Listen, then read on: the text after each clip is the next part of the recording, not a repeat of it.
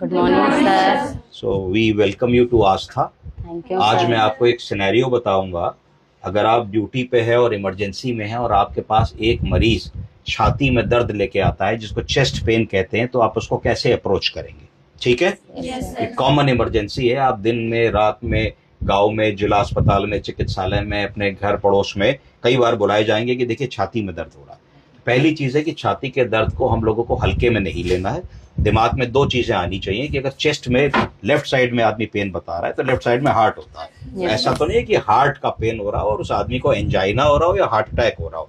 दूसरी एक चीज होती है कॉमनली, जो उसकी दूसरी डिफरेंशियल डायग्नोसिस होती है, वो होती है heart burn, gastritis, hyper acidity, belching, dyspepsia. तो ये सारे शब्द होते हैं जो गैस और एसिडिटी से रिलेटेड होते हैं। तो उस केस में हार्ट अटैक नहीं हो रहा होता। तो आपको एक शॉर्ट हिस्ट्री लेनी है। बाबूजी कितनी देर से हो रहा है, कैसा दर्द है? तो अगर हार्ट अटैक का पेन हो रहा होता है तो थ्रॉबिंग पेन होता है। थ्रॉबिंग का मतलब कि चाकू मारे दे रहा है हार्ट के ऊपर, उसको थ्रॉबिंग पेन कहते हैं, कोई निचोड़े डाल रहा है बिल्कुल। और अगर गैस का पेन होता है तो मोर टुवर्ड्स एपिगैस्ट्रिक पेन होता है, हाइपर एसिडिटी वाला दर्द होता है, पित्त का दर्द होता है, एसिड का दर्द होता है। तो उसमें नीचे से ऊपर यहाँ पे दर्द मरीज बताएगा, पर कहेगा कि वो थोड़ा सा जनरलाइज्ड पेन है, यहाँ पे भी आ रहा है। तो तुरंत आपके पास डाइजीन सिरप होनी चाहिए, आपके पास ठंडा दूध होना चाहिए। आप कहिए, फोन पे ही कह दीजिए, आप 1 कप ठंडा दूध फ्रिज से निकाल के पी लीजिए। दूध क्या काम करेगा? दूध एल्कलाइन कर देगा, एल्कलाइजर का काम करेगा, यानी कि जो एसिडिटी हो रही है उस एसिड को बेस में कन्वर्ट कर देगा। डाइजीन सिरप भी वही करेगा, म्यूकेट जेल भी वही करेगा। तो तुरंत आप इसको दे सकते हैं। तो मरीज को आराम आना चाहिए। नहीं आ रहा है तो तुरंत ईसीजी का प्रबंध कीजिए। ईसीजी एक बेसिक इन्वेस्टिगेशन है, 12 लीड ईसीजी, जो आपको करना चाहिए। ईसीजी करते ही आपको पता लग जाएगा कि उस मरीज को हार्ट की प्रॉब्लम हो रही है कि नहीं हो रही है। ईसीजी को डॉक्टर को देखना पड़ेगा, तो आपके पास एक डॉक्टर उपलब्ध होना चाहिए।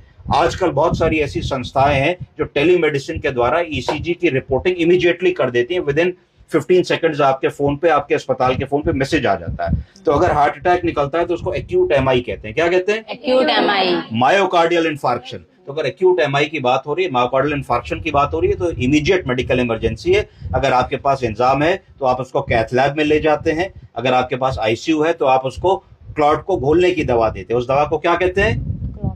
Thrombolysis, thrombolytic agent. कौन कौन से थ्रोम्बोलिटिक एजेंट्स आप लोग जानते हैं? स्ट्रेप्टोकाइनेस, बोलिए। Streptokinase, urokinase. यूरोकाइनेस। आजकल और अच्छी दवाएं आ गई हैं, उनको टीपीए कहते हैं। क्या कहते हैं? TPA, tissue plasminogen activator, टेनेक्टापेस।